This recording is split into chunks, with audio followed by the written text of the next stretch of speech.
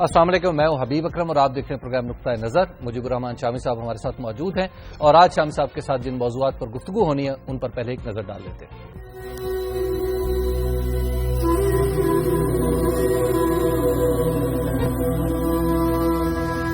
چارسدہ میں polio team کی حفاظت پر مامور 7 پولیس اہلکار شہید۔ بلوچستان میں لیوز کے 6 اہلکار کی شہادت اور مستونگ بس حملے میں جاں بحق ہونے والوں کے لواحقین کا کوئٹہ میں دھرنا۔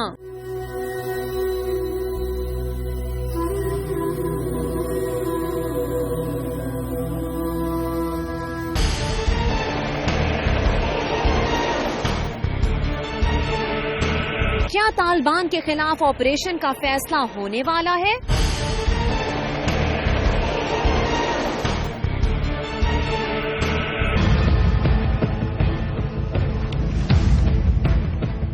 ممتاز بھٹو پاکستان مسلم لیگ نون سے علیحدگی کے راستے پر، کہتے ہیں سندھ میں مفاہمتی گٹھ جوڑ چل رہا ہے۔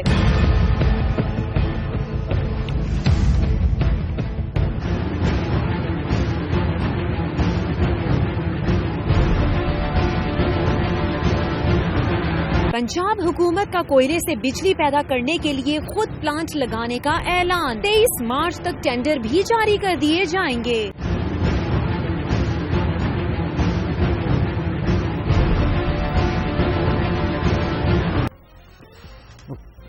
کی سب سے پہلی خبر شامی صاحب کے ایک دفعہ پھر آج ایک پولیو ٹیم کے آج تو محافظین اس کا نشانہ بنے اور پھر مستونگ میں بھی کسی طرح کا واقعہ پیش آیا۔ مستونگ میں کیا ہوا؟ مستونگ میں ایک سیاح کے ساتھ جو لیویز جا رہے تھے اس پہ بھی محافظوں کو نشانہ بنایا گیا اور سیاح جو اسپینش تھے وہ بچ گئے الحمدللہ۔ اس سے آپ اندازہ لگائیں کہ صورتحال کتنی گمبھیر ہے۔ آپ ایک حفاظت کا انتظام کرتے ہیں تو معلوم ہوتا ہے کہ جو محافظ ہے ان کی حفاظت کا بھی کوئی انتظام ہونا چاہیے۔ اس کا مطلب یہ ہوا کہ آپ اگر چپے چپے پہ آپ ایک لڑائی نہیں لڑ سکتے۔ یہ جو لوگ دہشت گرد ہیں ان کا کوئی تو ٹھکانہ ہوگا، کہیں یہ ٹرین ہو رہے ہوں گے، کوئی ان کو پال پوس رہا ہوگا، کہیں ان کی پرورش ہو رہی ہوگی، کوئی ان کا زچہ خانہ ہوگا۔ بالکل، جب تک آپ اس زچہ خانے کو اٹیک نہیں کرتے اس وقت تک یہ کام آپ اگر آپ اس طرح نہیں لڑ سکتے۔ ہر گلی محلے میں نہیں، ہر گلی محلے میں اس طریقے سے لڑائی نہیں ہو سکتی اور ہر گلی محلے میں آپ حفاظتی تدابیر بھی اختیار نہیں کر سکتے۔ اب پولیس کتنی آ جائے گی اور فوج کتنی آ جائے گی، کہاں کہاں کھڑی ہوگی۔ ٹھیک، تو یہ اس لیے یہ ضروری بات ہے، یہ انٹیلیجنس ایجنسیز جو ہے ان کا کام ہے۔ اب یہ پولیو جو ہے یہ سمجھنے سے میں قاصر ہوں کہ پولیو سے کیا تکلیف ہو رہی ہے۔ جو لوگ یعنی آپ دیکھیے وہ بل گیٹس جو ہے وہ امریکہ میں بیٹھا ہوا ہے، اس کو تکلیف ہو رہی ہے، وہ پیسے لگا رہا ہے پوری دنیا میں، یعنی پولیو کے خلاف مہم جو ہے اس کو کامیاب بنانے کی کوشش کر رہے ہیں۔ تو وار یہاں ہوتا ہے، تکلیف وہاں ہوتی ہے۔ یعنی انسانیت کے ناطے جو لوگ سوچنے والے ہیں وہ سمجھتے ہیں پاکستان کو پولیو سے محفوظ بنانے کا جو خواب ہے وہ پورا نہیں ہوگا۔ پاکستان کی جو آئندہ نسلیں ہیں، جو ہماری آئندہ نسلیں ہیں، ان میں کہیں نہ کہیں یہ جراثیم موجود رہیں گے اور لوگ جو ہیں اپاہج ہوتے رہیں گے۔ پولیو اپاہج کر دیتا ہے، یہ زندگی بھر کا روگ ہے جی، اور اس سے موت اچھی ہے سسک کر جینے سے۔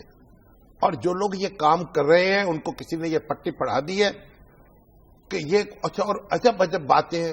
کوئی کہتا ہے کہ اس سے تو جو قوت مردانگی ہے وہ ختم ہو جاتی ہے، اسٹیرلائز ہو جاتے ہیں مرد جو ہیں جی بالکل، اور جو بچے ہیں اس لیے ان کو اس سے محفوظ رکھیں۔ بھائی آپ کو کسی نے، اور یہ دیکھیے علماء کرام ہمارے جو ہیں وہ فتوے دے چکے ہیں، خود عمران خان صاحب نے بھی جناب بڑی کمپین چلائی، سمیع الحق صاحب نے خود کھڑے ہو کر وہ قطرے پولیو کے عمران خان کے ساتھ مل کر پلائے بچوں کو، لیکن ان لوگوں کو اثر نہیں ہو رہا، ٹس سے مس نہیں ہو رہا ہے، ان تک پتہ نہیں آواز بھی پہنچتی کون سی غاروں میں رہتے ہیں یہ لوگ۔ تو ضرورت اس بات کی ہے کہ ہماری جو انٹیلیجنس کے ادارے ہیں ان کو مستحکم کیا جائے، ان کو چوکس کیا جائے، اور پھر یہ تدابیر جو احتیاطی ہیں جی وہ اس درجے کی جائے کہ اس طرح کی کارروائی نہ ہو سکے۔ بالکل، یعنی اس کا مطلب یہ ہے کہ ہماری جو حفاظتی تدابیر ہیں وہ بھی ہم سمجھتے ہیں کہ زمانہ امن کی ہے، زمانہ جنگ کی نہیں ہے۔ شام صاحب، اب جو کل واقعہ ہوا مستونگ میں، اس کے بھی نتیجے میں ہم دیکھ رہے ہیں دھرنے راولپنڈی میں، لاہور لوگوں میں، کے جذبات کوئٹہ میں. وہ مشتاق اس کیا کرے. دیکھیے جب ہمیں کسی عزیز کے انتقال کی خبر ملتی ہے، کوئی ہمیں دل پہ چوٹ لگتی ہے تو آنسو نکلتے ہیں. وہ آنسوؤں سے زخم جو ہے ان کا مداوع نہیں ہو سکتا، وہ جانے والا واپس نہیں آ سکتا.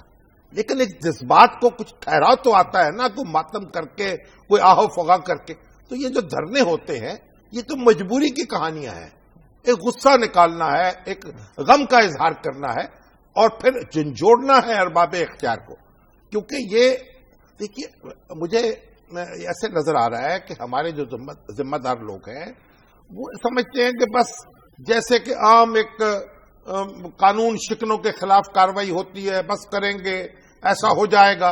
اور پھر جب ابھی آپ دیکھیے آج جب دھرنا ہوا ہے مستونگ کے جو شہدا ہے ان کے غم میں، اور لوگ بیٹھے ہیں سڑکوں پہ کوئٹے میں، اور یہاں تک کراچی میں بھی بیٹھے ہوئے، لاہور میں بھی بیٹھے ہوئے. ابھی میں دفتر آیا ہوں تو جناب راستے میں دھرنا تھا، گورنر ہاؤس کے باہر لوگ بیٹھے ہوئے تھے. وہ جو راولپنڈی میں بھی بیٹھے ہوئے. پہلی بات یہ ہے اب ڈاکٹر مالک صاحب پہنچے ان کے پاس اور ان کہا جی کہ یہ 755 کلومیٹر لمبی سڑک ہے جو زائرین جس سے گزر کے جاتے ہیں کوئٹہ ٹو تافتان. اس لیے اس کو کوشش کریں گے کہ فیری سروس کے ذریعے سمندر کے ذریعے سفر کر لیا جائے.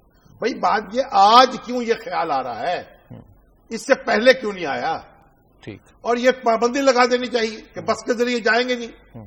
یا آپ ان کو بھائی ایئر جو ہے لے جائیں، ٹھیک ہے نا، یا کوئی ایئر سروس چلا دے، اور یا پھر آپ فیری کے ذریعے لے جائیں، فیری کے ذریعے لے جائیں. لیکن ان کی حفاظت جو ہے آپ ان کا معقول انتظام نہیں کر سکتے، تو کیوں آپ نے موت کو منہ میں دھکیلا ہو ان لوگوں کو؟ ٹھیک. تو ایک بات. دوسری بات یہ 700 کلومیٹر لمبی ہو، چاہے 7,000 کلومیٹر لمبی ہو سڑک، اگر آپ اس کا ہنگامی بنیادوں پر یہ کریں گے اور بڑا قافلہ جو ہے وہ لے کے وہ چلے گا اور اس کے ہر طرف سے اس کو سیکورٹی پرووائڈ ہوگی، تو ممکن کیوں نہیں ہے کہ وہ لوگوں کو حفاظت پہنچائے؟ اب ہوتا یہ ہے کہ ایک واردات ہوتی ہے، اس کے بعد احتجاج ہوتا ہے، غم و غصے کا اظہار ہوتا ہے، اور پھر حکومت لمبی تان کر سو جاتی ہے، پھر دوسری واردات اس کو جگاتی ہے. ان کے ذمہ دار جو ہیں جنہوں نے یہ منصوبے بنائے، جن کے ہاتھ اس خون سے رنگے ہوئے ہیں، ان کو آج تک نہیں پکڑا گیا. اچھا شام صاحب، یہ جو مجموعی ماحول ہے، کیا یہ مذاکرات والی جو پوزیشن تھی اس کو ویک نہیں کرتا چلا جا رہا؟ اب تو ایک مصیبت تو یہ ہے کہ مذاکرات جو ہے ہم نے پتہ نہیں کیوں مذاکرات کو بھی ایک مذاق بنا دیا، اور یہ جو آپریشن ہے اس کو بھی ایک مذاق بنا دیا. بھائی بات یہ ہے کہ جہاں آپ قانون شکنوں تک پہنچ سکے، اب یہ جو فرقہ پرست دہشت گرد ہے، ان سے کہاں مذاکرات ہو رہے ہیں آپ کے؟ ٹھیک. آپ مجھے بتائیے، یہ تو لشکر جنگوی ہے، پتہ نہیں وہ کیا ہے. میں تو یہ سمجھنے سے بھی قاصر ہوں. مجھے تو پتہ نہیں کس نے اپنا نام رکھا ہوا ہے، کس نے یہ ٹوپی پہن لی ہے، کب پہن لیتا ہے، کب اتار دیتا ہے، اور پتہ نہیں کون کون پردے میں بولتا ہے. دیکھیں نا، یہ ساری چیزیں جو ہیں اسرار کے اس میں پردے میں چھپی ہوئی ہیں، ہمیں کچھ پتہ نہیں ہے. ہمیں لشکر جنگوی کا پتہ نہیں ہے، ہمیں طالبان کے مختلف گروپوں کا پتہ نہیں ہے. اب کسی نے بس ایک بیان جاری کیا اور ہمارے میڈیا نے اس کو نشر کر دیا. ٹھیک. کچھ معلوم نہیں کہاں سے آیا ہے، کون بول رہا ہے، اور پھر اگر کوئی بول رہا ہے اور بیان بھی جاری کر رہا ہے اور میڈیا سے رابطے بھی کر رہا ہے، تو اس کا تعاقب کیوں نہیں ہوتا، اس کا سراغ کیوں نہیں لگتا؟ اور ایک یعنی چن چن کر. اب دیکھیے، میں کسی ایک مسئلے کی بات نہیں کرتا. یہ شیعہ ہمارے جو ہیں بھائی، ان میں سے کتنے نوجوان جو ہیں خون میں نہا گئے. ایک چارٹرڈ اکاؤنٹنٹ جو ہے چند روز پہلے وہ بازار میں گئے، ان کو نشانہ بنا دیا گیا. ایک کسی دانشور کو نشانہ، ابھی کسی ڈاکٹر کو نشانہ. یہ کیا کرنا چاہتے ہو؟ پھر اس کے دوسری طرف دیکھیے، دوسری طرف جو ہمارے دوسرے مسلک کے لوگ ہیں اہل سنت، ان کے لوگوں کو بھی نشانہ بنایا جا رہا ہے. وہ کتنے علماء جو مر چکے، اور کتنے شہید ہو چکے، یا جہاں بہت کیا کہوں میں ان کو. یعنی کوئی بھی مسلک کا آدمی جب مظلومیت کی موت کرے گا، شہید ہے ہمارا. شام صاحب، ایک بریک کا وقت ہو گیا، بریک کے بعد ہم گفتگو یہیں سے آگے بڑھائیں گے. آپ دیکھتے رہیے نقطہ نظر.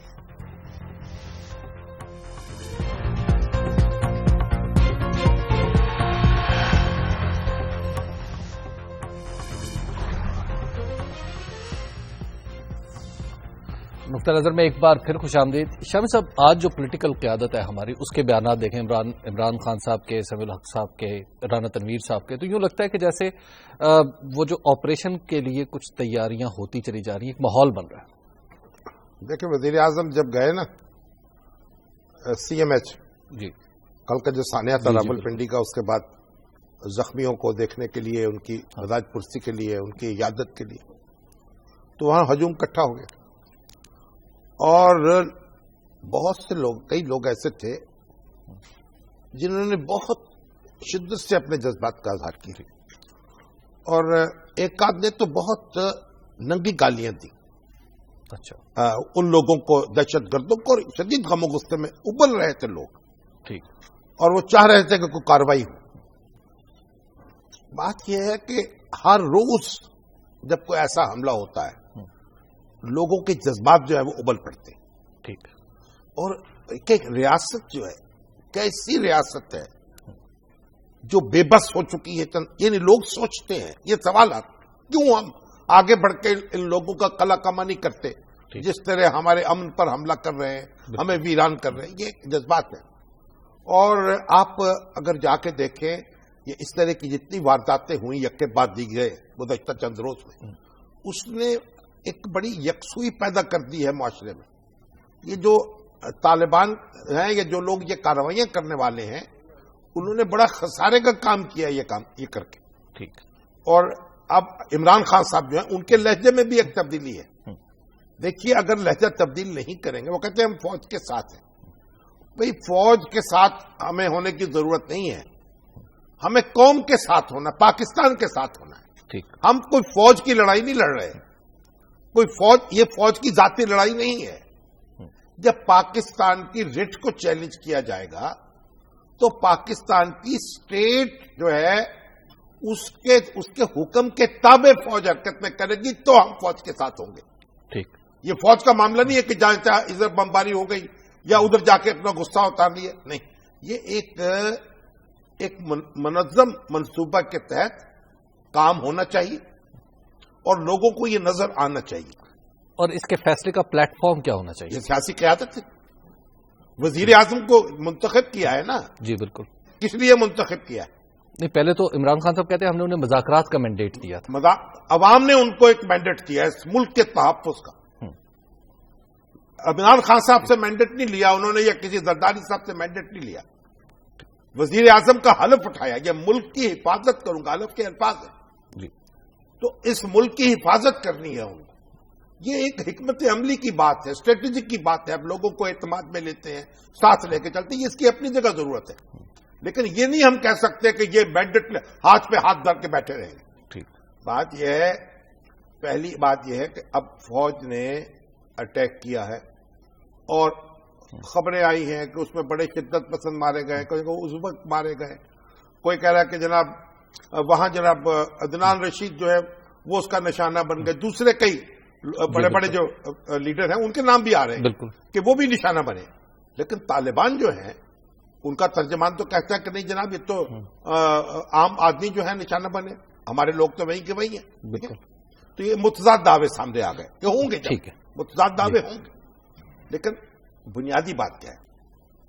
بنیادی بات یہ ہے کہ طالبان جو ہیں ان کے بھی ذمہ داری ہے. جب ساری جماعتوں نے اکٹھے ہو کر یہ فیصلہ کیا کہ ہمیں مذاکرات کرنے ہیں, تو پھر ان کا جس مثبت لہجے میں جواب آنا چاہیے تھا وہ نہیں آیا. مولانا سمیع الحق صاحب کہتے ہیں کہ طاقت کے استعمال نے معاملات بگاڑ دی. نہیں, طاقت کا, مولانا سمیع الحق صاحب جی جو بات کہہ رہے ہیں, مجھے اصولی اختلاف نہیں ہے ان سے. اچھا, لیکن واقعاتی طور پر وہ کچھ وہی کر رہے ہیں جو ہمارے یہ بہت سے ترقی پسند کرتے ہیں سو کالڈ. اچھا, وہ سوویت یونین کا جو حملہ ہے اس کی فوجوں کا آنا جو ہے کابل میں, اس کو نظر انداز کر دیتے اور قوالی کرتے رہتے. افغانستان کا مسئلہ جب زیر بحث آئے گا, ہمارے بڑے بڑے دانشمند لوگ جو ہیں ان کی مت ماری جائے گی. ٹھیک ہے, وہ لگتا ہے عقل کو انہوں نے بالکل طلاق دے دی ہے اور دھکا دے دیا کسی گڑھے میں. وہ قوالی شروع کر دیں گے امریکہ امریکہ امریکہ. وہ بدبخت یہ دیکھتے نہیں ہیں کہ یہ جو آزادی جب ان کی سلب کی گئی, افغانوں پر حملہ کیا, सोवियत फौजें आई तो अफगानों को हक हासिल था अपना दिफा करने का, और जिसकी भी चाहे वो इमदाद ले सकते थे। वियतनाम वालों ने इमदाद ली, रूस से ली, चीन से ली, उस पर किसी ने उंगली नहीं उठाई। और जब खुदा न खास्ता पाकिस्तान पर हमला होगा, दुनिया के जिस मुल्क से इमदाद मिलेगी हम लेंगे, किसी से मिले, काले से मिले, पीले से मिले, नीले से मिले। ये एक फ्रीडम का प्रिंसिपल, ये एक फ्रीडम का प्रिंसिपल। ठीक। तो उन्होंने अफगान थे, उन्होंने मुजाहिदीन, उन्होंने इमदाद ली पूरी दुनिया से और सोवियत यूनियन के दांत खट्टे किए जी। अब मौलाना ये बात वो निकाल देते हैं बीच में, कवाली दिन रात अमेरिका की शुरू हो जाती है कि अमेरिका ने पैदा कर दिए मुजाहिदीन। भाई अमेरिका अगर ऐसे मुजाहिद पैदा कर सकता होता तो दुनिया जहान में फिर अपनी फौजें खड़ी कर लेता। ठीक। बात यह है, वो जो कहा ना हमारे शायर ने, सूफी गुलाम मस्तूर, ये पुत्र हटाते नहीं बिकते, तुम मंगदी फिरे उधार कोड़े। बिल्कुल। ये जो मुजाहिद है, ये जो दलेर लोग हैं, ये पैदा नहीं होते इस तरीके से, ये डॉलरों से पैदा नहीं होते। ठीक है जी। अब आप देखिए, मौलाना समीउल हक ने एकदम छलांग लगाई।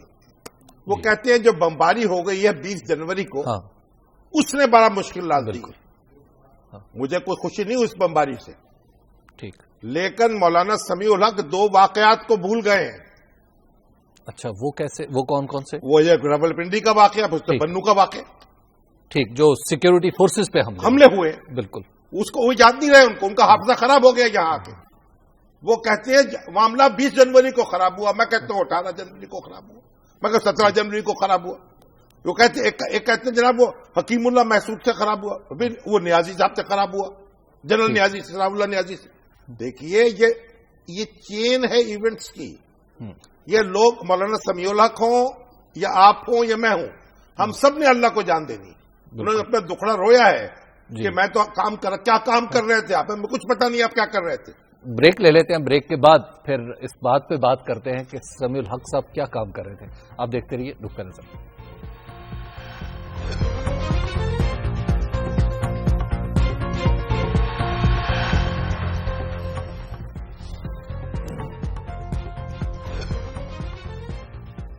नुक्ता नजर में एक बार फिर खुश आमदीद। शामी साहब, आप बता रहे थे मौलाना समीउल हक कुछ कर रहे थे या नहीं कर रहे थे? नहीं, अभी ये वक्त में मुझे सलीम साफी साहब का टेलीफोन आया।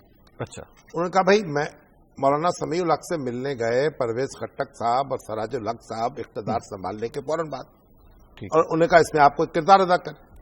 और उसके बाद फिर नवाज शरीफ साहब से भी उनकी मुलाकात हुई, और फिर मुझसे इंटरव्यू किया, बड़ा एक इंटरव्यू किया सलीम साफी साहब ने मुफस्सल उनका कहा। उसमें उन्होंने ये कहा, चंद रोज पहले की बात है, कि मेरा कोई राब्ता नहीं हुआ अभी तक उनसे। अच्छा। और आज वो ये कैसे कह सकते हैं कि उनका राब्ता हुआ है और उन्होंने ये बात कही? तो देखिए ये कोई मौका नहीं है सियासत का, और ये तालिबान और हमारी यानी हुकूमत और हमारी फौज, देखिए मैं फौज की लड़ाई नहीं लड़ने के लिए बैठे हम यहां, ठीक है, कौम की लड़ाई लड़ने के लिए बैठे हैं। और फौज फरीक नहीं है, तालिबान सिर्फ उसको फरीक न समझे, पूरा पाकिस्तान फरीक, ये पाकिस्तान फरीक बनेगा। बात यह है, तालिबान से मेरी गुजारिश है, अगर मेरी बात को सुन ले, सुनते तो बड़े गौर से, सब टीवी मीडिया तो बड़ा देखते हैं, तो वो 7 दिन के लिए ये ऐलान कर दे कि हमारी तरफ से सीज फायर है। 1 हफ्ते के लिए, 2 हफ्ते के लिए हम कोई इकदाम नहीं करेंगे। ठीक, चलिए अपनी अर्नेस्ट शो करते हैं, ठीक है ना? बिल्कुल। अगर वो ये नहीं करते तो हुकूमत ये ऐलान कर दे 15 दिन के लिए कोई कार्रवाई नहीं होगी। ठीक, इतना ही तौर। अब देखिए वो क्या करते हैं। ठीक है ना? बिल्कुल, ताकि पता चले कि संजीदगी किस तरफ है और किस तरफ नहीं है। भाई ये जो हम कर रहे हैं ऑपरेशन, हाँ, ये फौजी कार्रवाई, ये तो चारा क्या रहेगा, ये तो हमारे हाथ में है ना।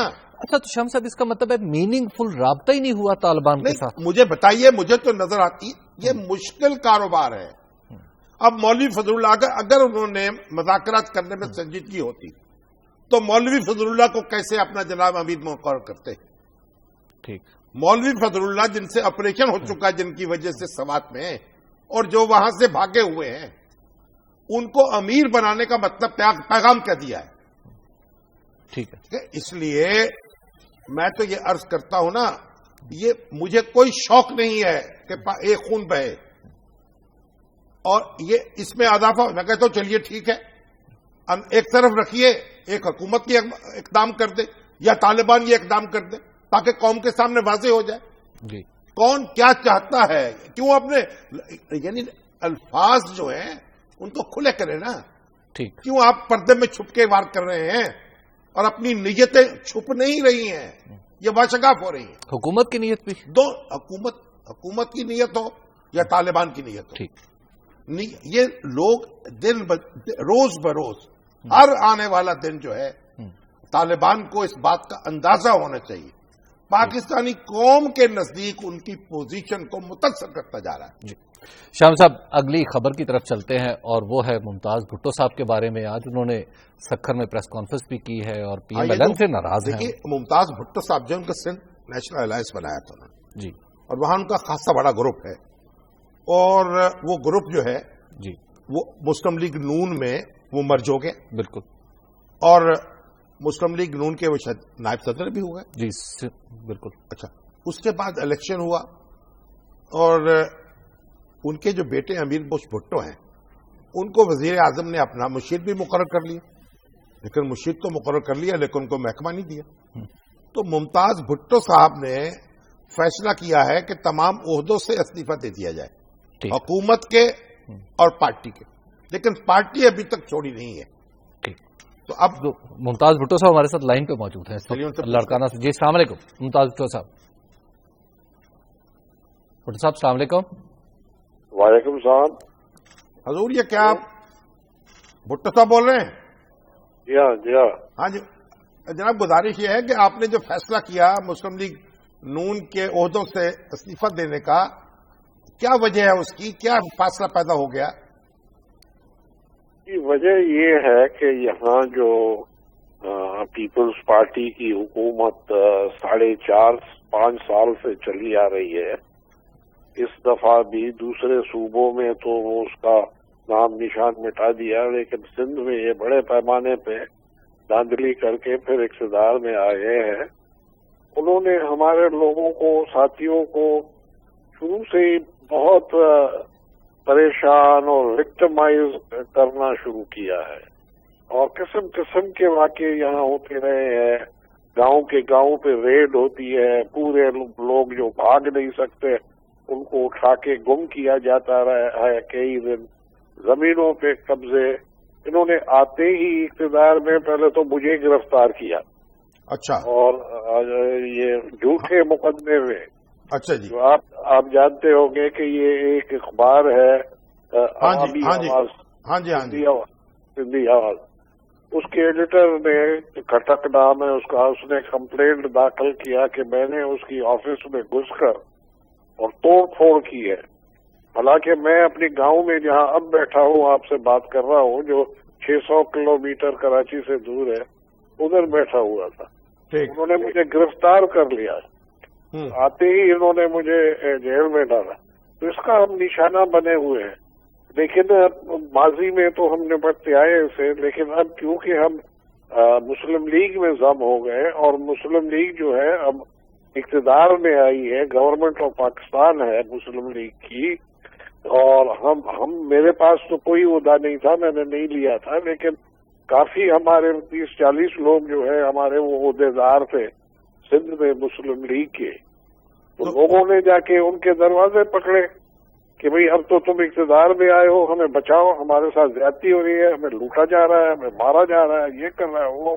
تو یہ بھٹو صاحب، یہ وفاقی حکومت اس سلسلے میں کیا کر سکتی ہے؟ وفاقی حکومت نے سندھ حکومت کو سہارا دیا ہوا ہے، کیونکہ یہ عوام کی منتخب حکومت نہیں ہے، یہ پولیس آفیسر پولنگ عملے کی منتخب حکومت ہے. وفاقی حکومت اس کو بچا رہی ہے، سہارا دیا ہوا ہے. تو وہ تو ان کی مرضی جو پالیسی بنائے، لیکن ہم کہتے ہیں کہ ہمارے لوگوں کو تو کم سے کم کچھ پروٹیکشن ملے. تو آپ لوگ ہمارے دروازے سے پہنچ جاتے ہیں، ان کے لیے ہم کچھ نہیں کر سکتے تھے. تو ہم نے کہا کہ کم سے کم عہدوں سے تو ہم ہٹ جائیں تاکہ لوگوں کو کہے کہ بھئی ہمارے تو نہ کوئی وزن ہے نہ ہم کچھ کر سکتے ہیں. ٹھیک، بہت جی بہت شکریہ ممتاز بھٹو صاحب. اب دیکھیں مسلم لیگ نون جو ہے خاصی اس نے جڑیں پکڑنی شروع کی تھی سندھ میں ایک پھیلاؤ ہو رہا تھا، لیکن اب جو اگر یہ صورتحال برقرار رہی تو مسلم لیگ نون جو ہے سندھ میں، تو پھر اس کا یعنی آپ سمجھیے مستقبل بہت خوش ہو جائے گا۔ وہ گورنری کا معاملہ تو نہیں کہیں نہیں، گورنری تو میرا خیال اس سے بہت گزر چکے وہ ایک۔ اچھا، میں نے ویسے یہ بات سنی تھی کہ ان کو اشارہ دیا گیا تھا کہ صدر مملکت بنایا جائے گا۔ اچھا، ہاں جی، ممتاز بھٹو صاحب، ٹھیک۔ لیکن یہ عہدوں کی بات تو الگ ہے، اب تو تحفظ کی بات ہے، اور سندھ حکومت سے جو شکایات ہیں وہ دور ہونی چاہیے، یہ بیٹھ کے بات کرنی چاہیے وفاقی حکومت کو۔ اگر اپنی جماعت کو دلاسا نہیں دے سکتے، اس کے لیڈروں کو ساتھ لے کے نہیں چل سکتے، کارکنوں کو، تو پھر دوسروں کا کیا معاملہ بنے گا؟ اس سے توجہ دینے کی ضرورت ہے اس پر۔ ایک بریک کا وقت آ گیا ہے، بریک کے بعد ہم دوبارہ آپ کی خدمت میں حاضر ہوتے ہیں اور پھر آپ کے سوالات بھی پروگرام میں شامل کرنے کی کوشش کریں گے۔ آپ دیکھتے رہیے نقطہ نظر۔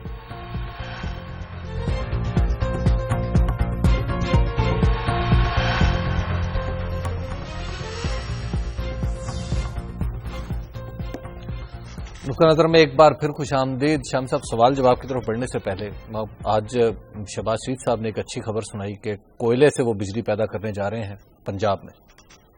اچھی بات ہے، تو صوبوں کو بجلی پیدا کرنی چاہیے آگے بڑھ کر، اور کوئلے سے بجلی پیدا ہوگی تو یہ تیل سے بجلی کے مقابلے میں سستی ہوگی۔ اور شہباز شریف صاحب میں ایک بات تو ہے، جو ارادہ کر لیتے ہیں تو کچھ کر کے دکھاتے ہیں۔ شمسی توانائی کے ارادے پورے نہیں ہوئے ابھی تک؟ نہیں، شمسی توانائی کا بھی ہوگا۔ دیکھیے، یہ معاملات ایسے نہیں ہیں کہ پلک جھپکتے میں طے ہو جائیں، اس کے لیے کوئی لمبا عرصہ چاہیے، لگے ہوئے ہیں وہ۔ اور پنجاب کے پاس ایک بڑا سورس ہے شمسی توانائی کی صورت میں، اور کوئلہ جو ہے پتہ نہیں پاکستان میں توجہ کیوں نہیں دی گئی۔ دنیا میں آپ دیکھیے کوئلے، انڈیا میں دیکھیے کوئلے سے کتنی بجلی پیدا ہوتی، مور دین 50%۔ ہاں جی، اور پاکستان میں جناب تیل کو چن لیا گیا اور اس نے ہمارے کڑاکے نکال دیے۔ جی شام صاحب، ذرا سوالات کی طرف چلیں۔ اور اب ایک بات میں عرض کرنا چاہ رہا تھا، جی دیکھیے، گزشتہ دنوں انتقال ہوا سیدنا برہان الدین کا، جی بالکل، جو داؤدی بوہرا فرقے کے امام تھے، جی۔ اور یہ جو بوہرا فرقہ ہے، مسلک کے لوگ جو ہیں، یہ پاکستان میں بھی بڑی تعداد میں موجود ہیں، اور دنیا بھر میں لاکھوں کی تعداد میں پھیلے ہوئے ہیں۔ گجرات میں، انڈیا میں بھی ان کی بڑی تعداد موجود ہے، اور زیادہ تر یہ تجارت پیشہ لوگ ہیں اور بڑے پرامن، اور ان کے یعنی آپ دیکھیے کہ لٹریسی پرسنٹیج جو ہے وہ 100% ہے۔ اچھا، تعلیم پر اتنا زور ہوتا ہے، اور 400 کے قریب جو ادارے ہیں، تعلیمی ادارے، وہ اس مسلک کے لوگ دنیا بھر میں چلا رہے ہیں۔ انہوں نے جو سیدنا برہان الدین ہے، انہوں نے بہت سے نئے تجربے کیے، اور بلا سود قرضے دیے اپنے لوگوں کو، اس کا اہتمام کیا، اور اس مسلک کے لوگ دوسرے اپنے ساتھیوں کی مدد کرتے تھے تاکہ وہ تجارت کر سکیں، آگے بڑھ سکیں، گھروں کی تعمیر ان کے لیے کیے، بہت سے کام کیے۔ یہ جو مسلک ہے، اس میں یہ تو اصل میں جو ہمارے مسلمانوں کا جو شیعہ مکتب فکر ہے، یہ اس میں سے اس کی ایک شاخ ہے۔ ٹھیک، یہ حضرت امام جعفر صادق تک تو سب امام مانتے ہیں، لیکن اس کے بعد ان کے بیٹے اسماعیل جو ہیں، ان کی امامت تسلیم کرتے ہیں ہمارے اسماعیلی، اور انہی سے پھر ایک یہ بوہرا فرقہ ہے، یہ نکلتا ہے، اور یہ پھر دکن سے شروع ہوا اور گجرات میں پہنچ گیا اور ممبئی میں، اور یہ اس کا کہتے ہیں کہ یہ ایک گجراتی کا لفظ ہے بوہرا ویرو، یہ اس طرح کا، اس سے تجارت کے معنوں میں، اس سے پھر یہ نکلا ہے۔ تو بہرحال اس کے امام نسل در نسل چلے آ رہے ہیں، اپنا شجرہ نسب جو ہے حضرت علی سے جوڑتے ہیں، حضرت امام حسن سے، اور اللہ تعالیٰ ان کی مغفرت کرے۔ یہ مسلک جو ہے، اس کے لوگ پاکستان کی بہت خدمت کر رہے ہیں، اور ہمیشہ سے یہ سیدنا برہان الدین، ان کے والد جو سیدنا طاہر سیف الدین، بڑی پاکستان سے محبت اور تعلق رہا ان کا، بڑی کنسنٹریٹ کرتے ہیں پاکستان کی، بڑی پاکیزگی ہے ان کے اندر، اور بڑی پاکستان کی ترقی میں بڑی معاونت کی ہے انہوں نے۔ اللہ تعالیٰ ان کی مغفرت کرے اور ان کے درجات بلند کرے، جی۔ اور ایک بات، اور دوسرا، ہمارے یہاں لاہور میں ایک بہت بڑے پبلشر جو ہیں سنگ میل کے، نیاز احمد صاحب، ان کا انتقال ہوا، اور ان کی عمر بھی 84 سال تھی۔ ایک کتاب فروش کے طور پر انہوں نے اپنی زندگی کا آغاز کیا، اور اس کے بعد پھر ادارے کی بنیاد رکھی، آج سے میرا خیال ہے کوئی 50 سال پہلے چاہے، اور سنگ میل، اور یہ ادارہ جو ہے اب نشان بن گیا معیاری کتابیں شائع کرنے کو، اور پاکستان کا سب سے بڑا کتابیں شائع کرنے والا ادارہ، سب سے بڑے پبلشر ہیں، وہ 10,000 کے قریب کتابیں چھاپ چکے ہیں. اور ایک بات میں آپ کو عرض کروں کہ یہ کتاب جو ہے نا کسی کو مفت نہیں دیتے تھے وہ. اچھا. ہاں جی. اور آج تک انہوں نے کوئی ایسی کتاب نہیں چھاپی جس کی رائلٹی نہیں دی. واہ، یہ بڑی بات. تو اشفاق صاحب اور بانو قدسیہ سے میری بات ہوتی ہے، ان کی کتابیں بھی چھاپتے.